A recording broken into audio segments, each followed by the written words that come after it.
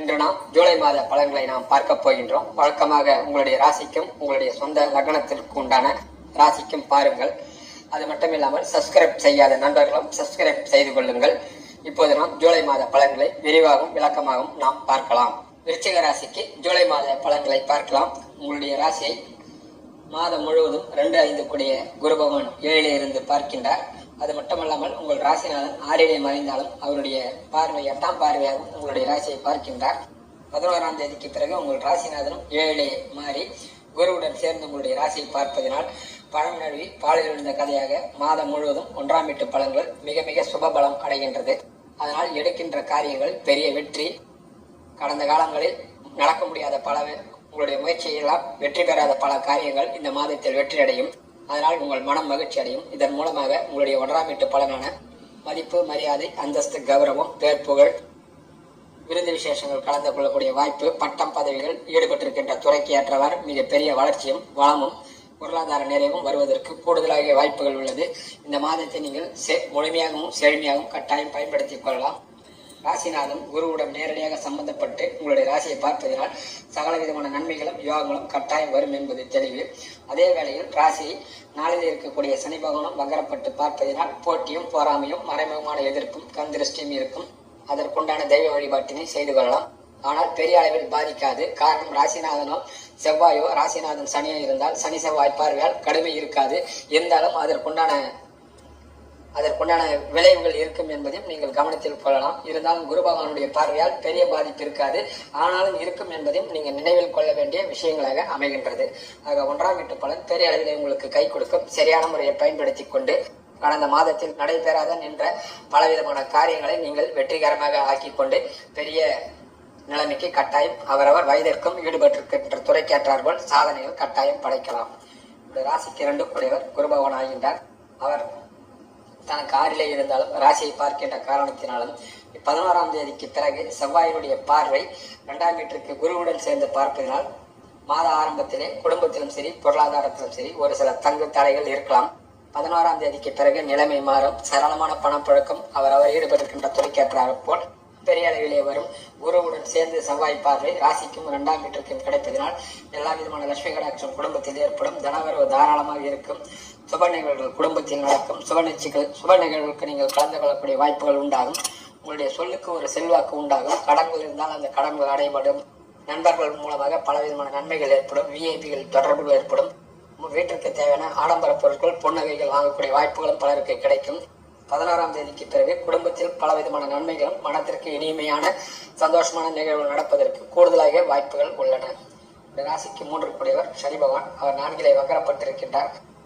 11ஆம் தேதி வரை அவருடைய பார்வை சகோதரக்காரர்கள் செவ்வாய்க்கு கிடைக்கின்றது.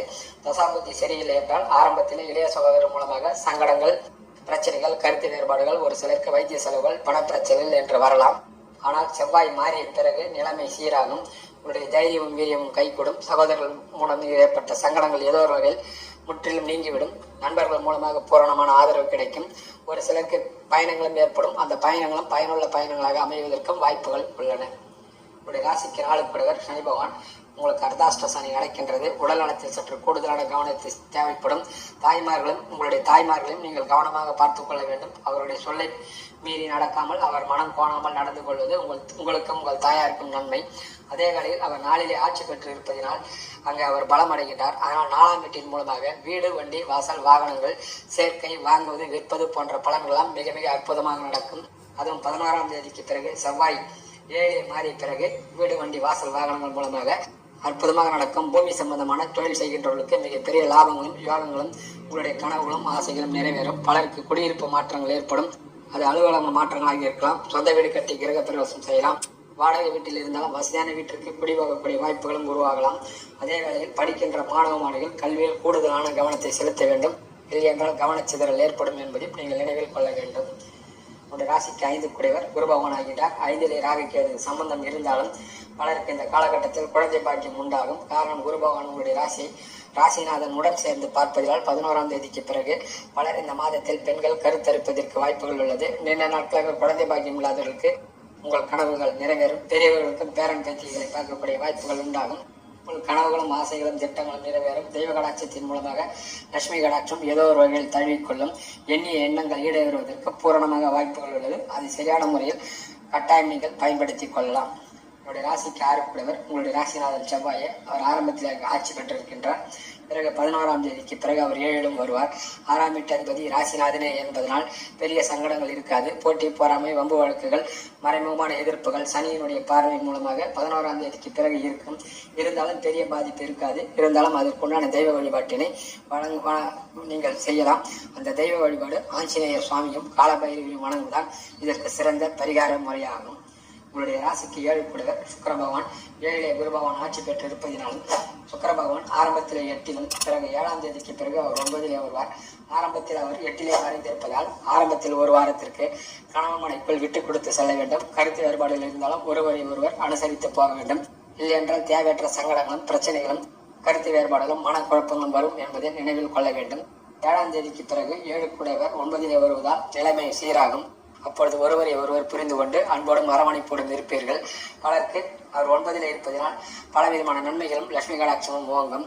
திருமணமாகாத இருக்கின்ற இளைஞர்களுக்கும் இளம்பெண்களுக்கும் சிறிய முயற்சியின் மூலமாக 7ஆம் தேதிக்கு பிறகு அந்த திருமண முயற்சிகள் கடந்த காலத்தில் எவ்வளவு தடை தாமதங்கள் ஆனாலும் வரக்கூடிய காலத்தில் இந்த மாதத்தில் அற்புதமான முறையிலே திருமண யோகம் கைகூடும். எண்ணிய எண்ணங்கள் ஈடேறலாம். விஐபிகளின் தொடர்புகள் கிடைக்கலாம்.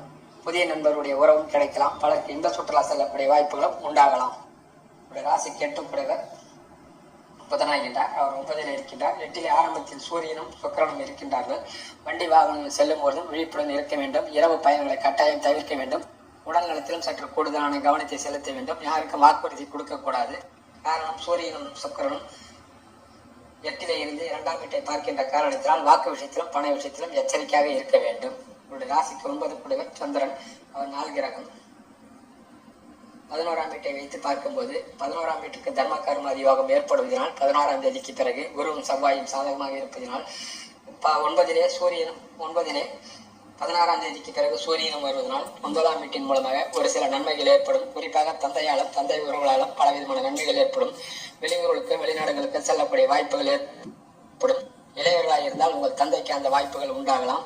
பிதராஜ சொத்துக்கள் கிடைப்பதற்கும் முறையான பாகங்கள் வருவதற்கும் பலருக்கு வாய்ப்புகளும் கட்டாயம் உண்டாகலாம் என்பது தெளிவு. குலதெய்வத்தினுடைய அருளும் மகானுடைய ஆசீர்வாதம் கிடைப்பதற்கும் வாய்ப்புகள் பலருக்கு உண்டாகலாம். உங்களுடைய ராசிக்கு 10 கூடவர் சூரியன் ஆகின்றார். அவர் ஆரம்பத்திலே 8லே இருக்கின்றார். 10ஆம் வீட்டை சனியும் பார்க்கின்றார்.